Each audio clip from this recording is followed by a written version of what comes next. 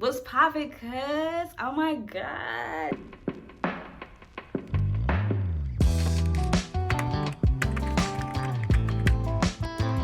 It's been a minute. I haven't done a sit down talking video. Well, it's been one video ago, but it's been a long time for me personally. So I'm really excited to share with you ways that you can be creative when it feels like you literally have no time. Like outside of work, trying to eat healthy, trying to work out, trying to spend time with family and friends. It's like, yeah, I'm just gonna go lay down and watch my show. And I feel that. So today I'm gonna be showing you how to pour into your creativity with only 4 hours a month. Let's do that. So I have some notes on my iPad. And so I'm looking at those when you see me look down. Because I have a little outline. I genuinely have real stuff to share with you that's going to actually help. Also, I think before we even get started, I'm gonna do like a mini segue. When it comes to being creative, you really have to be okay with doing stuff you're not comfortable with, because creativity is nothing to do with your comfort zone and everything to do with what's like just pushing yourself a little bit. And for me today, this makeup, I feel like I like it in theory, but I don't like it on me. I think I've never done a bold eye look on myself and like kept it. I really like the like ombre, but I don't know if I actually like it on me. You feel me? Nonetheless, I did this. I was trying something different. Regardless of how I feel about it, I'm still gonna be like, it was the journey and it's not necessarily the outcome. So we're gonna call this a failed makeup look. I don't know, because I don't know how I feel about it for real. Oh, come on. I don't know how I feel about it for real. But anyway, let's get into the first tip for being creative with only 4 hours a month. 4. Okay, so the first thing that you're gonna wanna do is separate yourself from what makes money for you. So like if it's your job or your business, whatever it is that gives you money, give it the attention that it needs. Emphasis on needs. Give it the attention that it needs to pay your bills, to take care of you, and nothing more. And then once you do what you need to do, don't start volunteering for extra shit. Don't start doing that. Don't start putting yourself on committees and stuff. Do your job and go home, okay? Because part of why you don't have enough time to be creative is because you're pouring more into other aspects of life, and maybe it's time to restructure where you put all of your time into. I'm not saying your job isn't important. I'm just saying if creativity is something that you want to tap back into, you're gonna have to reframe and restructure how your day-to-day life looks. And with that, find pockets in your work week and in your work day to be inspired, to write down ideas, to do things that get your creative brain going. So if you typically on your lunch, like you just sit at home if you're working from home, or you sit at your desk in the office, or you go out to eat, and that's it, like I am going to challenge you to make a lunch, bring a lunch, order a lunch, whatever you have to do, and go eat somewhere that is close to something you find interesting. Or go eat somewhere where, I don't know, if is it a park with a lot of sculptures or something like that? Can you eat in a museum? Like sometimes some museums have public areas where you don't have to pay to be there, and you can bring your lunch and sit down and eat. It might be outside. It might be like a common area inside where anybody can sit. I would definitely recommend doing that. Or even if you eat your lunch like earlier at your desk before your actual lunch break, and then you take an actual lunch break and go for a walk somewhere, like to a local art gallery, to a music studio, to a small fashion boutique, something like that, to like remind yourself of the different parts of creativity that you actually enjoy.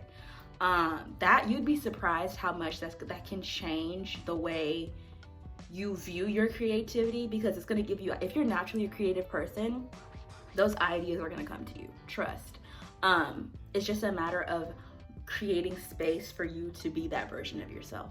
You also want to outside of your actual work day, you want to set aside 1 hour a week to do things that get your creative brain going. I would say maybe 30 minutes, because this is gonna come into my grand plan. I would say at least 30 minutes. Just to watch different shows. If all you ever watch is reality TV or true crime or something like that, watch something that is DIY. How I started my fashion business, scrapbook from my trip in Rome. Like, watch stuff like that, engage with that kind of content. And with that, you're also going to want to clear your For You page and clear your Instagram, like, explore page. What you see is what you think is who you are and is who you become. If everything on your explore page on Instagram is memes, is dank shit, you're not gonna be creative with that, because all you think you can be thinking about is responding or running to the comments to see what people are saying. So start clearing stuff out. Like, if it's something that stresses you out, go ahead and just press and hold on that image. Not interested. Do that for, like, I don't know, a couple scrolls down your page, then refresh, then go and search for stuff that you are actually interested in that will help you with your creativity. If right now all you have is creativity, search for that and scroll through what comes up when you search for creativity and like those things. That's it. Back to your explore page, refresh the page. You see what I mean? You see how it's more rambunctious. You see how there's more creative focused stuff in there and not all that stuff that is really not helping you in any way? Yeah, that's important. So that's tip number 1. And that was also tip number 2. I didn't even realize it. So tip number 1 is making space in your day and in your week and your physical life schedule. Tip number 2 is clearing space on your devices in the media that you consume. Clear your YouTube. Watch and read movies and DVDs about people that are being creative, leaders of thought. Like, do that. So that's tip number 2. Those are tips number 1 and 2. Okay, cool. Tip number 3 is going to be similar to working out. It's going to be similar to anything, like if you're studying for a test, and that is make a time commitment to yourself and stick to it. That's so important. And make a time commitment that's realistic, okay? Don't sit up here and make a time commitment for 4 hours a week and you know you not no 4 hours a week type of girl. Like, don't do that. Start small and watch how that like snowballs into you actually spending 4 hours unintentionally. So if I were you, I would set maybe like a goal for 5 minutes a week. 5 minutes a week actually doing a creative thing that maybe you used to love. So for me right now, 5 minutes a week doing collage, doing a scrapbook. Those are my things right now. So I'm gonna get my stuff, because just gathering the stuff alone, sometimes that be taking time. Gather my things, scissors, glue, all of that, paper. Set a timer for 5 minutes, especially if I'm not really fucking with it right at that time. Set a timer for 5 minutes, see what I get into, and if I'm like, yeah, that just pissed me off because I need more time, then I'm gonna keep going until I'm like, well, now at this point, I don't wanna keep going anymore. And then pack it up. But the point of the matter is to set a commitment and make it. And if you're anything like me and you see something on your schedule or your calendar at the same time every week, and you're like, it'll be here next week, I don't have to do it, then trick yourself and maybe do it every 2 weeks, or once a week you spend the 4 hours on one day of the week. You get what I'm saying? But I would say the minimum 5 minutes, but if you really want to follow through with the 4 hours a month, 1 hour a week, or 2 hours bi-weekly. You can do the math.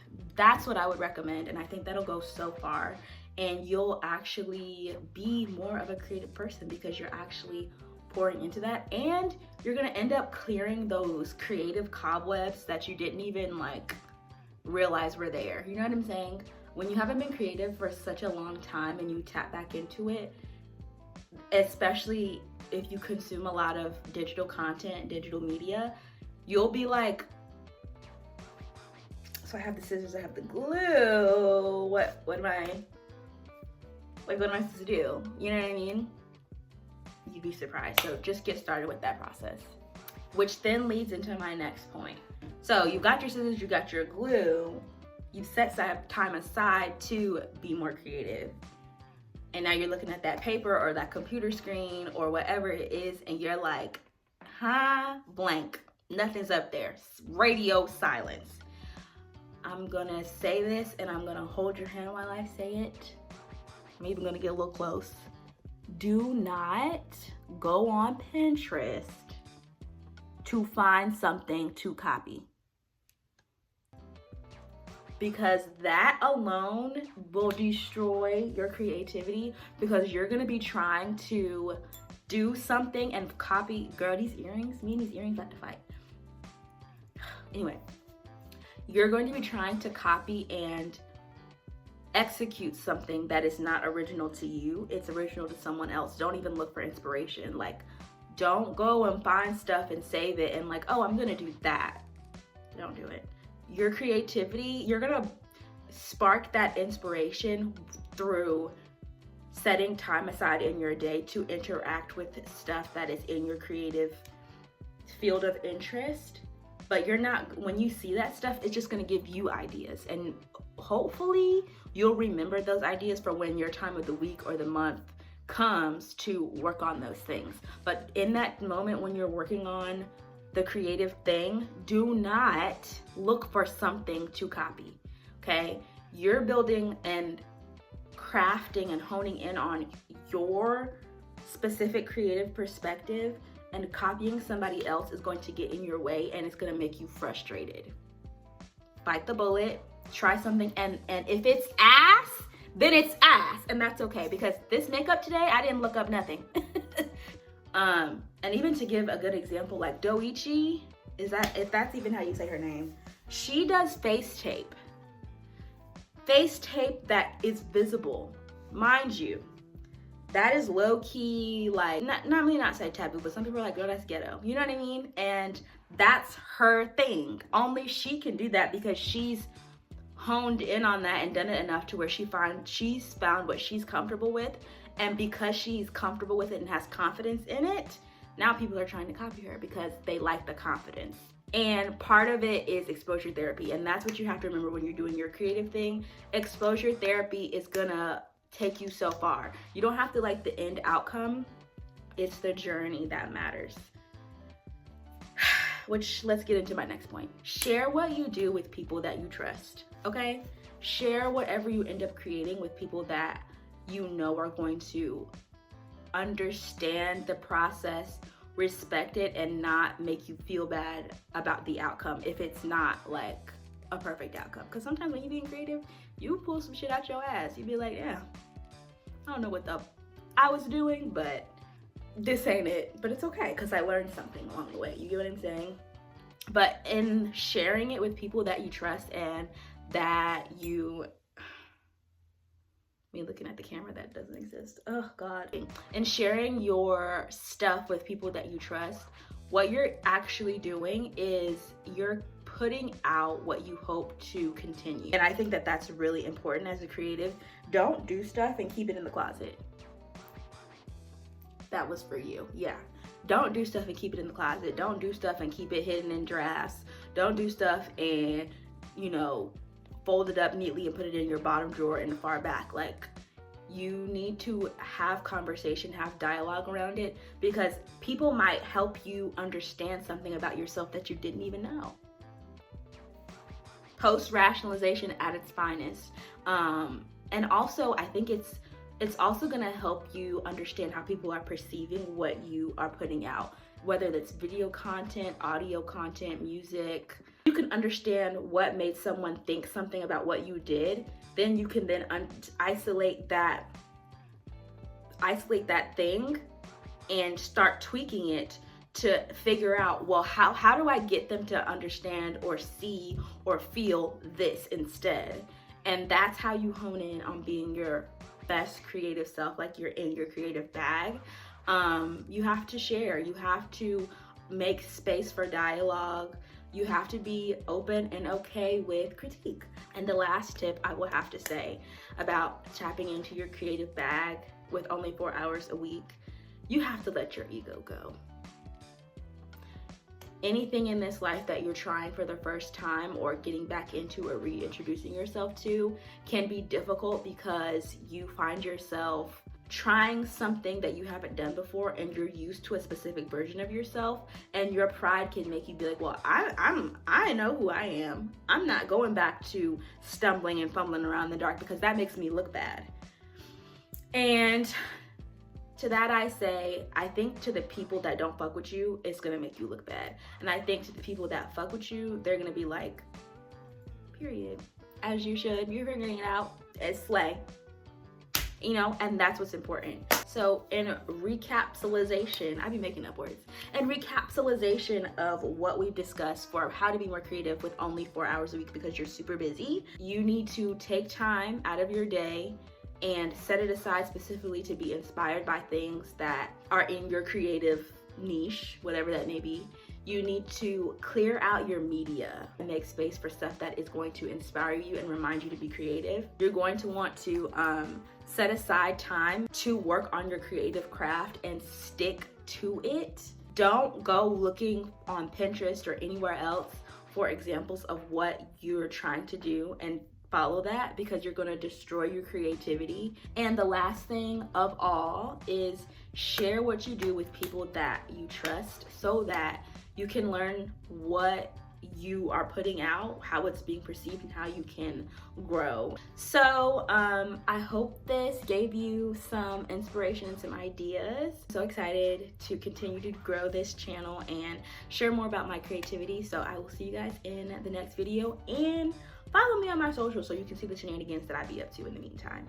Love you so much, and remember that no matter what you do in this life, Jesus does exist, and he really is here and in your corner at all times. He's there for you, and he loves you just as much as I do. He loves you more than I do, actually. Okay, for real. Bye.